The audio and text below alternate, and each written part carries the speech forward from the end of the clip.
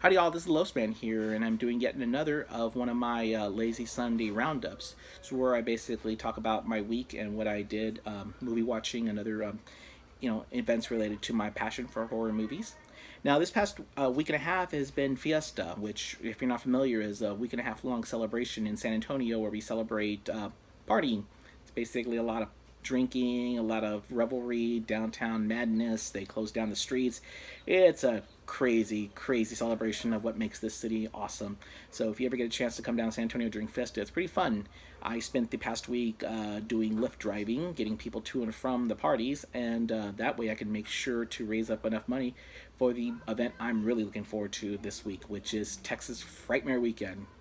Now, Texas Frightmare Weekend is going to take place in Dallas this upcoming weekend, and it's going to be huge. It's going to have some big celebrities. It's going to have Robert Englund. It's going to have Cassandra Peterson. It's going to have Tim Curry. It's going to have Bruce Campbell. Yes, yeah, Groovy Bruce is going to be there. You're going to have Joe Bob Briggs is going to be there, and you're going to have some, starlets and other famous people there, including Meatloaf and the actor who played Steve Austin in The $6 Million Man, Lee Majors, and I am most excited that I get to meet Barbara Crampton. It's going to be so exciting because she's going to be there with her castmates from Reanimator, Jeffrey Combs and Bruce Abbott. So that's going to be pretty fun.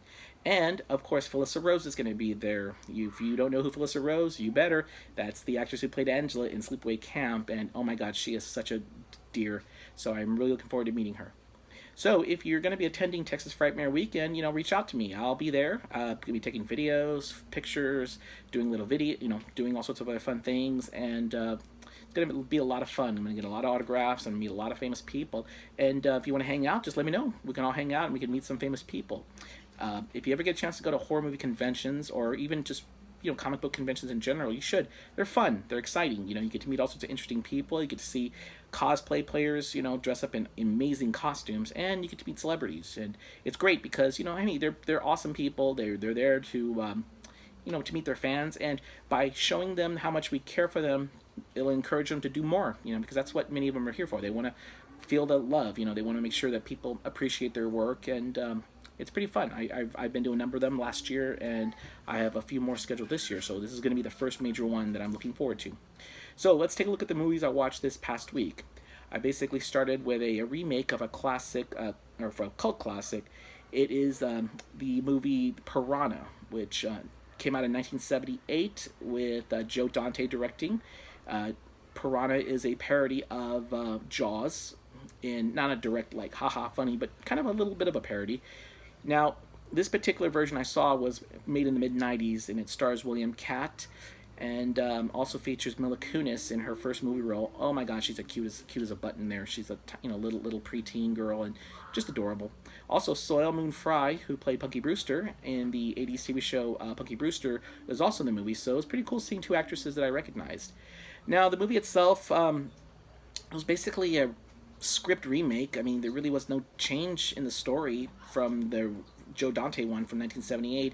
So this really made me wonder, why am I even watching this? I mean, it was not really different. I mean, it was basically the same movie, except it didn't have the humor as the original. So, sometimes I wonder, why do you remake classic movies? You know what? Just re-release them. You could basically get the same kind of accolades and attention, if you re-release your classic, hell, put it on the big screen. You can do a tour, or go to the Alamo Draft House, and you can get some more recognition for your work. Come on, Roger, you're the master at putting out movies like this, and you should recognize the importance of recognizing your early classics.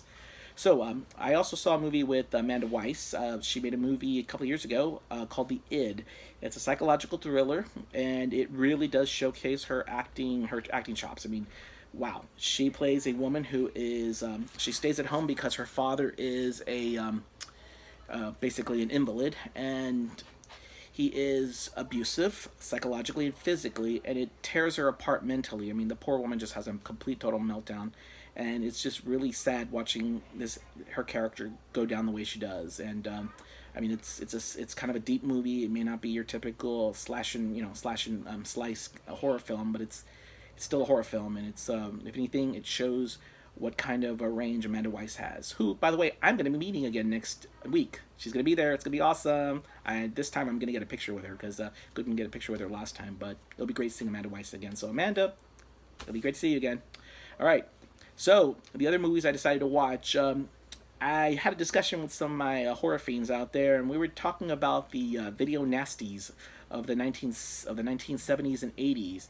If you're not familiar with a video nasty, it was a piece of legislation that the British government put out to try to censor violent movies. What they did was essentially put together a list of 72 movies that they felt were just too violent to be allowed to be distributed in the United Kingdom through video stores. So they confiscated the movies, they banned the movies, or just generally made them unavailable. These movies are a lot of early slasher classics from the 70s and 80s, and I decided I'm going to watch a number of them because it turns out of the 72 movies, I've only seen about 25 of them. So I watched 3 on a Meat Hook, which is a early slasher movie from the 1970s. I mean, we're talking like 1972 or 73. It basically has a group of girls on a little trip. They go boating, and they're gonna go camping in the woods, and of course, because they're girls, they take their clothes off, have to show their tits, and because that's what they did back then. Well, they have some car trouble, and they have to basically look for help, and they find this simple country boy farmer who helps them out. He brings them home, but then he gets talking to by his father because, as his father put it, he can't be around women. Bad things happen. So, as the movie implies, bad things will happen. And 3 on a Meat Hook is a classic. I mean, it's an early slasher movie from from the day, and it's worth checking out. It is on the video nasty list because it is quite violent, and even by the early 70s standards. I mean, this movie predated Texas Chainsaw Massacre by a couple of years, and it's a pretty gory movie. I mean, well, a little bit gory. I mean, early on. I mean, I will say this: the first, when the killings occur, they're pretty quick and violent. The rest of the movie is a little slow, but then toward the end it does pick up, so it's worth checking out. The other movie that I checked out was a Lucio Fulci classic, The House by the Cemetery. Now, this movie is part of a trio of films he did that includes City of the Walking Dead and The Beyond. These movies were all listed on the video nasty list because they are all very violent, very bloody. I mean, I call them vomit makers because they highlight the grossness that Lucio Fulci excelled in. I mean, these movies have a lot of blood and guts and gore and just craziness. The movie concerns a family that moves into a house that's got some particularly nasty spirits inside. Who or what it is, I'm not gonna say. So it's best to watch it. It's a pretty famous movie. I mean, it's one of the more popular video nasties out there because it's got quite the reputation, and even after 35 years since its release, it's still a pretty yucky movie, so it's worth checking out. I also saw a movie called Unhinged. Now, Unhinged is another video nasty from the this one's from the mid-70s, and in this movie you have a group of girls who basically go on a trip, and they have some car trouble. Gee, girls having car trouble, that seems to be a theme. And this time what happens is they get picked up by a woman who's like a middle-aged woman who takes them to her fancy house. They live in a mansion out in the middle of nowhere. I believe it's in Oregon, so out in a remote area. And the woman basically tells them how they're welcome guests, and that they're gonna stay there until their friend heals up because one of their friends is hurt really bad. And they meet the woman's mother, who's a very mean lady in a wheelchair. And in the story, you have these girls basically facing something scary in the house. What happens is going to be revealed when you watch the movie, but Unhinged is a pretty... It's got an ending on it. It's if you're gonna watch this movie, sit and watch. It's a little slow at points. Like a lot of these movies. And you got some good violence, and you've got some slow parts. Of course, you got some nakedness in there, because after all, that's what they used to do back then. You got to find a reason to find women naked. And in this particular movie, it's two young ladies taking a shower together, which makes no sense whatsoever. But you know what? Hey, it's a scary movie, so that's what they did back then. The other movie I watched was The Evil. Now, The Evil was not a video nasty. It came out in the early 80s, or late 70s, early 80s. And it's about a professor and some of his friends who basically stay in the house that was purchased by one of their friends. And the house is haunted by an evil spirit. And I just remember this as a kid because there were some particular scenes in there that stood out. And when I watched this last night, it made me go, whoa, I know this movie. I've seen it before, or at least I've seen parts of it, because there's some pretty gross kills and pretty yucky moments in there that I remember. So, yeah. So, sometimes I'll put a movie on and I'll remember, hey, I have watched this before, because sometimes that's what happens, I've been watching scary movies since I was about 4 or 5 years old, and, sometimes I've watched some movies I may not have realized, and that's what's cool about going back and rewatching a lot of these movies. So, that particular movie couldn't be included in my look back, but I'll go ahead and throw it in on my Losman 300 because it is a movie that is worth checking out. So, as I close up, let me do some quick movie things right here. Once again, I'm going to be going to the Texas Frightmare weekend, and I'm going to be getting this autographed. This is my copy, Blu-ray copy of The Reanimator. It's a beautiful Blu-ray edition. I'm going to get it signed by Barbara Crampton and Jeffrey Combs and Bruce Abbott. It's going to be pretty awesome. Now, another movie I want to talk about is one of my all-time favorite movies of the past 20 years, The Descent.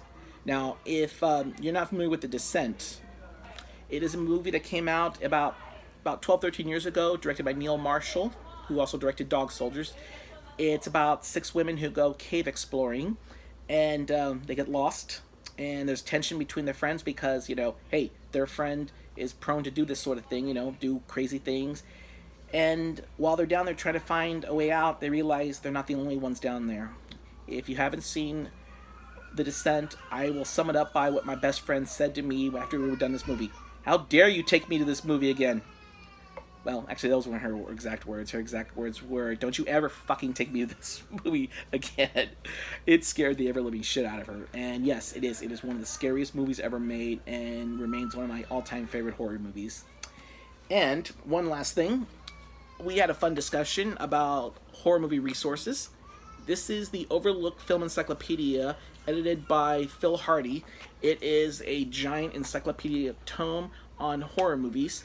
I got this 20 plus years ago when I was doing my original website, and that's what I used as a source for a lot of my movies.